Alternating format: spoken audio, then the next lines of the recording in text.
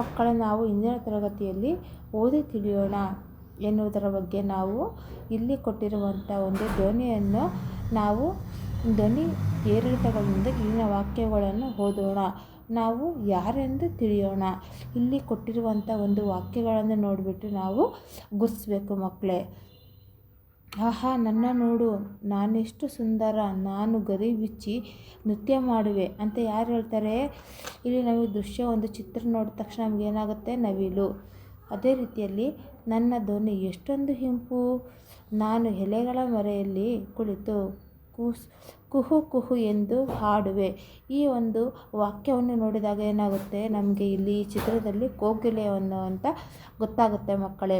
ಅದೇ ರೀತಿಯಲ್ಲಿ ನನ್ನ ನೋಡು ಎಷ್ಟೊಂದು ಸೋಜಿಗ, ನಾನು ನನ್ನ ಮರಿಗಳಿಗಾಗಿ ಬೆಚ್ಚನೆಯ ಗೂಡು ಕಟ್ಟುವೆ ಅಂತ ಯಾರು ಹೇಳ್ತಾರೆ? ಗುಬ್ಬಚ್ಚಿ. ಈ ಚಿತ್ರವನ್ನು ನೋಡಿದ ತಕ್ಷಣ ನಮಗೇನು ಗೊತ್ತಾಗುತ್ತೆ ಮಕ್ಕಳೇ? ನಮಗೆ ಒಂದು ಗುಬ್ಬಿಯ ಒಂದು ಗೂಡನ್ನು ನಮಗೆ ಗೊತ್ತಾಗುತ್ತೆ ಮಕ್ಕಳೇ.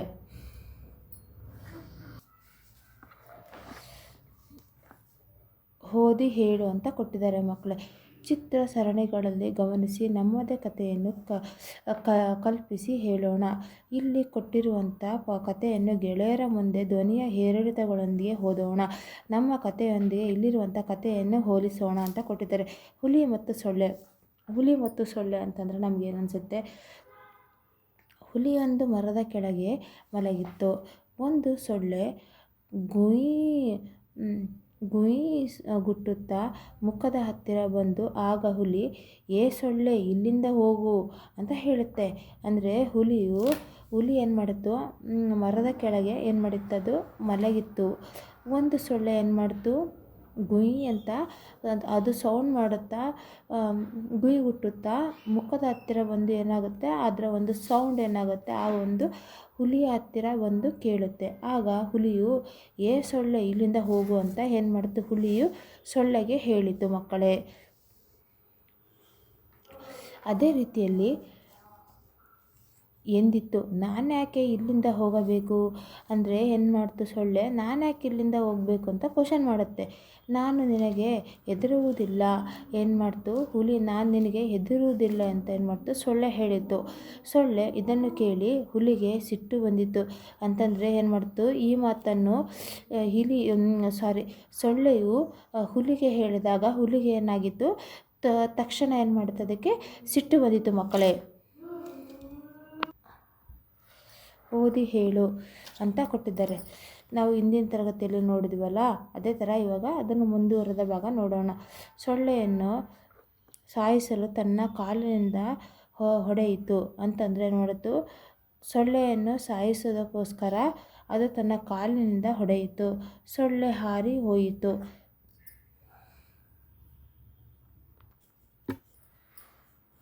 ಸೊಳ್ಳೆಯನ್ನು ಸಾಯಿಸಲು ತನ್ನ ಕಾಲಿನಿಂದ ಹೊಡೆಯಿತು. ಸೊಳ್ಳೆ ಹಾರಿ ಹೋಯಿತು. ಕಾಲಿನ ಹೊಡೆತ ಹುಲಿಯ ಮುಖದ ಮೇಲೆ ಬಿದ್ದು ಗಾಯವಾಯಿತು. ಅಂದರೆ ಕಾಲಿನ ಹೊಡೆತ ಹುಲಿಯ ಮುಖದ ಮೇಲೆ ಬಿದ್ದು ಗಾಯವಾಯಿತು. ರಕ್ತ ಬಂದಿತು. ನಿನ್ನನ್ನು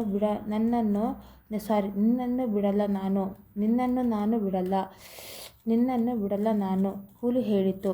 ಅದನ್ನು ಕೇಳಿ ಸೊಳ್ಳೆ ನಕ್ಕಿತು. ಮತ್ತೆ ಮುಖದ ಮೇಲೆ ಕುಳಿತಿತು. ಹುಲಿ ಪುನಃ ಹೊಡೆಯಿತು. ಸೊಳ್ಳೆ ಮತ್ತೆ ತಪ್ಪಿಸಿಕೊಂಡಿತ್ತು. ಹುಲಿಯ ಮುಖದಿಂದ ಮತ್ತೆ ರಕ್ತ ಬಂತು. ಸೊಳ್ಳೆ ಜೋರಾಗಿ ನಕ್ಕಿತು. ಏನು ಮಾಡ್ತು? ಹುಲಿ ಇಲ್ಲಿ ಸೊಳ್ಳೆಯನ್ನು ಓಡಿಸೋದಕ್ಕೋಸ್ಕರ ನಾನಾ ರೀತಿಯಲ್ಲಿ ಪ್ರಯತ್ನ ಪಟ್ಟಿತ್ತು. ಇದನ್ನು ನಾವು ಕಾಣುತ್ತೇವೆ. ಅದೇ ರೀತಿಯಲ್ಲಿ ನಮಗೆ ಏನಾಗುತ್ತೆ? ಇದನ್ನು ಓದಿ ಹೇಳು ಮುಂದುವರೆದಿದೆ. ಸೊಳ್ಳೆಯನ್ನು ಸಾಯಿಸುವುದು ಸಾಧ್ಯವಿಲ್ಲ ಎಂದು ಹುಲಿಗೆ ತಿಳಿಯಿತು. ಆಗ ಸೊಳ್ಳೆ, ಗೆಳೆಯ, ಇಲ್ಲಿ ಯಾರು ದೊಡ್ಡವರಲ್ಲ, ಚಿಕ್ಕವರೂ ಅಲ್ಲ, ಎಲ್ಲರಿಗೂ ಅವರದ್ದೇ ಆದ ಒಂದು ವಿಶೇಷ ಗುಣಗಳು ಇರುತ್ತವೆ ಎಂದಿತ್ತು. ಹುಲಿ ಸೋತು ಅಲ್ಲಿಂದ ಹೊರಟು ಹೋಯಿತು. ಇವುಗಳಿಗೆ ಮೌಖಿಕವಾಗಿ ಉತ್ತರಿಸೋಣ ಮಕ್ಕಳೇ. ಯಾರ ನಡುವೆ ಮಾತುಕತೆ ನಡೆಯಿತು. ಇಲ್ಲಿ ಹುಲಿ ಮತ್ತು ಸೊಳ್ಳೆಯ ನಡುವೆ ಏನಾಯಿತು, ಮಾತುಕತೆ ನಡೆಯಿತು ಮಕ್ಕಳೇ. ಅದೇ ರೀತಿಯಲ್ಲಿ ಕಥೆಯಲ್ಲಿ ಯಾರಿಗೆ ಸೋಲಾಯಿತು, ಇಲ್ಲಿ ಕಥೆಯಲ್ಲಿ ಹುಲಿಗೆ ಸೋಲಾಯಿತು ಅಂತ ಆನ್ಸರ್ ಬರಬೇಕು ಮಕ್ಕಳೇ. ಸೊಳ್ಳೆಯು ಅಂತಿಮವಾಗಿ ಏನು ಹೇಳಿತು, ಇಲ್ಲಿ ಸೊಳ್ಳೆಯು ಅಂತಿಮವಾಗಿ ಹುಲಿಗೆ ಇಲ್ಲಿ ಯಾರಿಗೆ ಯಾರು ಇಲ್ಲಿ ಗೆಳೆಯ ಇಲ್ಲಿ ಯಾರಿಗೆ ಯಾರು ದೊಡ್ಡವರಲ್ಲ ಚಿಕ್ಕವರು ಅಲ್ಲ, ಎಲ್ಲರೂ ಅವರದ್ದೇ ಆದ ಒಂದು ವಿಶೇಷ ಗುಣಗಳಿರುತ್ತೆ ಎಂಬುದನ್ನಾಗಿ ಸೊಳ್ಳೆಯು ಅಂತಿಮವಾಗಿ ಹೇಳಿತು ಮಕ್ಕಳೇ. ಮಾತಿಗೊಂದು ಧ್ವನಿ. ಹುಲಿ ಮತ್ತು ಸೊಳ್ಳೆ ಕಥೆಯಲ್ಲಿನ ಕೆಲವು ಸಂಭಾಷಣೆಗಳನ್ನು ಬರೆದು ಧ್ವನಿ ಏರಿಳಿತಗಳೊಂದಿಗೆ ಹೇಳೋಣ. ನಾನೇಕೆ ಇಲ್ಲಿಂದ ಹೋಗಬೇಕು, ನಾನು ನಿನಗೆ ಹೆದರುವುದಿಲ್ಲ ಅಂತ ಸೊಳ್ಳೆ ಹೇಳುತ್ತೆ. ಸೊಳ್ಳೆ ಇಲ್ಲಿಂದ ಹೋಗು ಅಂತ ಹುಲಿ ಹೇಳುತ್ತೆ.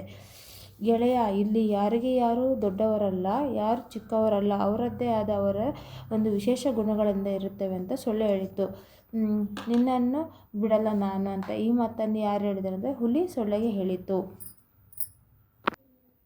ಈ ಒಂದು ಕ್ಲಾಸ್ ನಿಮಗೆ ಇಷ್ಟವಾದಲ್ಲಿ ಕನ್ನಡ ಫಾರ್ ರಿಸರ್ಚ್ ಅನ್ನು ಲೈಕ್ ಮಾಡಿ, ಶೇರ್ ಮಾಡಿ, ಮೇಲೆ ಕಾಣುವಂಥ ಬೆಲ್ ಐಕಾನನ್ನು ತಪ್ಪದೇ ಪ್ರೆಸ್ ಮಾಡಿ. ಧನ್ಯವಾದಗಳು.